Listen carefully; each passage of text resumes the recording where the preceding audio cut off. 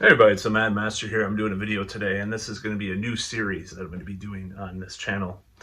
And it's basically going through some of my concert experiences because I'm not like Dr. Fuck where I've seen like everything since 1977 or whatever, but I have seen quite a number of concerts, including this, where I got the drumsticks from Mikkey Dee. So I'm going to start like the earliest one I found today, but I do want to do more in the past too. I'm not going to go just through ticket stubs and stuff, but I have a bunch of them, and that's one of the things that the WEF wants to do away with is concert tickets because they want the cash, no cash stuff. No, I'm just making a joke. But so yeah, I'm going to go through this concert first of all, which it's going to be in the description. This is a concert I went to. So it is Nine Inch Nails with Marilyn Manson, November 8th, 1994.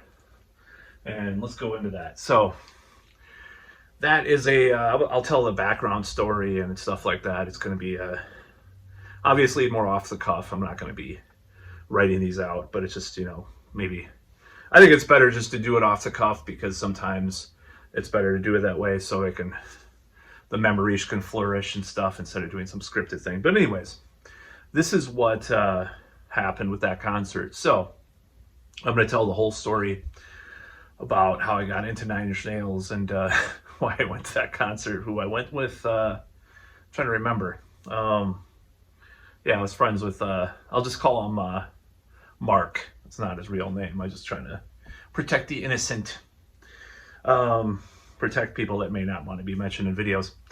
So I'd seen it had like a hole on MTV back in the day, when it came out. I sort of liked it, and I didn't really pay much attention to Nine Inch Nails until I started hanging out with some friends that were like, well, I would say like they were into like BBSing, which is like bulletin boards, proto-internet kind of stuff. There was some internet involvement because some of them had access to the internet, which was very limited at the time. Back in the early 90s, because I'm old as fuck. I don't care anymore. I can't really hide my stuff. So I can't just say I'm 25 or something, I wish I could. But so, I got involved with this. I'll just call him Mark. And he got into Nine Inch Nails, and I was like, I don't remember exactly what happened, but I was like, I was curious about him, so I probably dubbed me some stuff, and I would hear some of the Halos that Trent would release at the time. And Downward Spiral really hit me, especially with my teen angst in the 90s, because that was the era of teen angst music, too. Like now, I don't know what the hell is going on with teenage music nowadays, but like back then it was much more prominent in the music scene was to be angry and depressed and have some kind of album that you listen to. So the Downward Spiral came out, and I really liked it. But I got into more of the old stuff too. And I wasn't really as into Pretty Hate Machine, but I thought it was pretty catchy.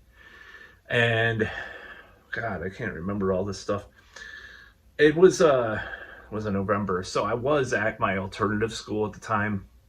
Now, funny story about that. I went to this alternative high school, which was for people that were not fitting into the normal learning curriculum or whatever for various reasons. And there were these two goth girls that were very famous in the local scene. And was I hanging out with him at that point? I was trying to think of one of my best friends who was a goth for many years. I don't think I had met him yet, but God, my friend Mark, I'll just call him that, was getting into some of that stuff, Joy Division and all that stuff. Skinny Puppy, things like that. And I think at that point, he was into that. And I was sort of like following along with that and stuff. So I had a crush on this uber goth girl who was in high school. And God, I don't know if I want to talk about this stuff on here, but I'm just telling stories. I don't really care. She had some issues, with the the twin polarities, if you know what I mean. Twin polarities. It's bipolar. Um, she was very loud, and then her other friend was kind of just more of a kind of a snooty kind of punk goth girl and stuff. But this factors into this later. And one of my friends actually dated her. Actually dated both of them. I wanted to, but I wanted to date the more outspoken one, of course, because I had just a thing for her since I saw her walking out of a Taco Bell at that era for some reason on a certain street in my town. I'll just say, I don't know how far I can go with this video series because I just these anecdotes. I don't know if it's right or wrong. I don't know how I feel about moralistically if it's okay talking about this, but if I'm just gonna give it a shot for now because I feel like it.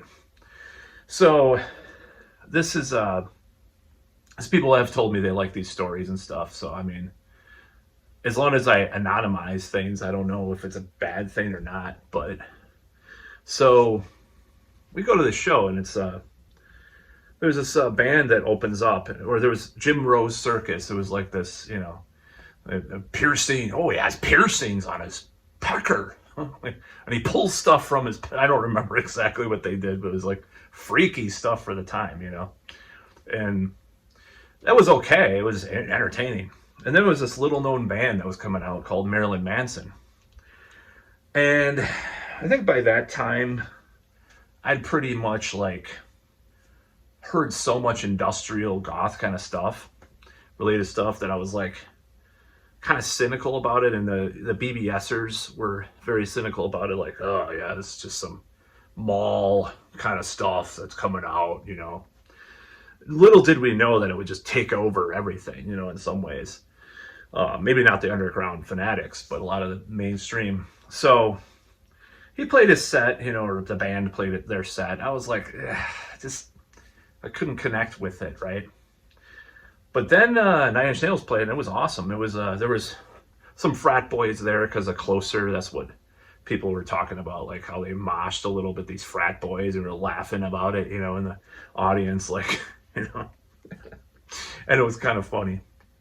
But then, the footage, of all this decaying animals and all this crazy stuff, and projector screens and stuff, and just an intense show. And it sounded really good because I'm telling you, the analog electronic instruments of the time, like synthesizers and samplers and stuff like that, they had a certain quality to them. Maybe it's lesser quality than what you have today.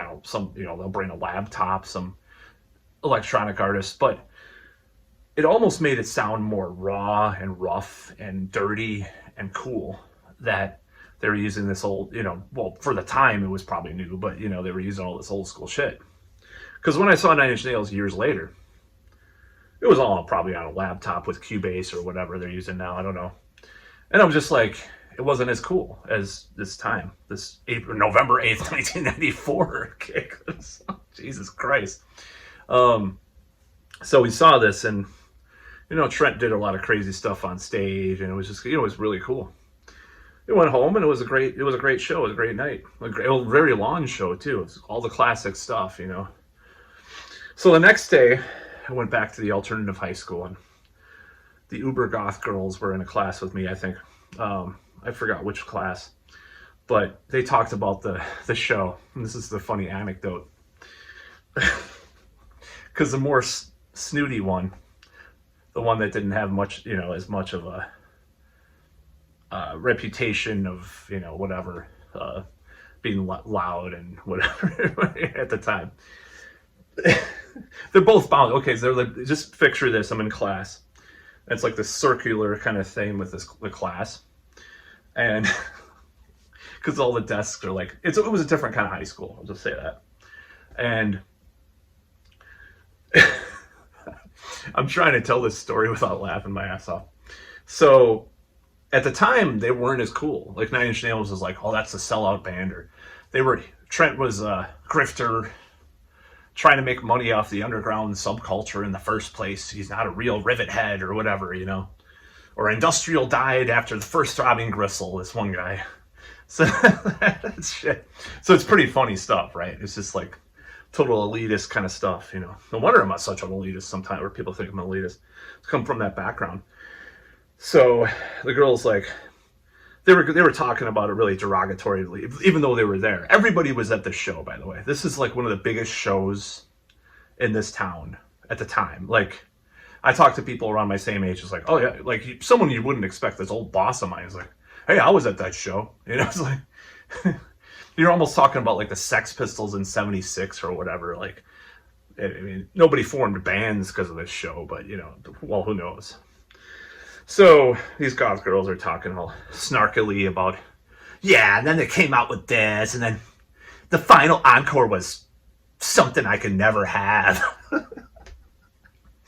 They were just like laughing about it, like, so it was hilarious. I was just, and at the time I was just a little mute kid, but it was kind of funny just hearing them talk about like how they hated Trent Reznor and hated Nine Inch Nails, but yet they bought tickets and went to the show. I mean, it was a guilty pleasure for them pretty much. I mean, they had to make fun of it because they had to be, you know, how you had to be a scenester and like say you only like the most underground stuff, which Skinny Puppy is definitely not one of the more underground things. But, you know, some of the other stuff was, you know, oh, they like Test Department or whatever the fuck. I don't know.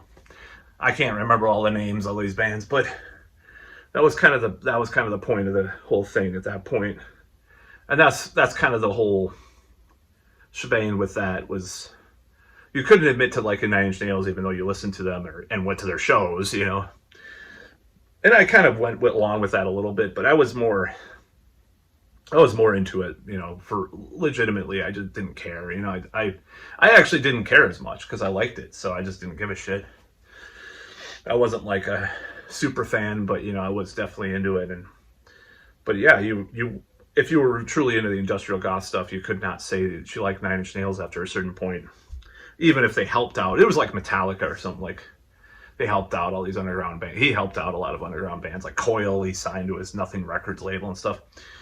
But yeah, it was a very interesting time in music and stuff. So it was an incredible show for the time. But yeah, it was funny seeing those girls talk about that, and I love that. I love that common teenage, like, snarky punk commentary on, oh, Trent Reznor is so pathetic and useless and ridiculous, but we stayed for the encore or something. Then he played Something I Can Never Have.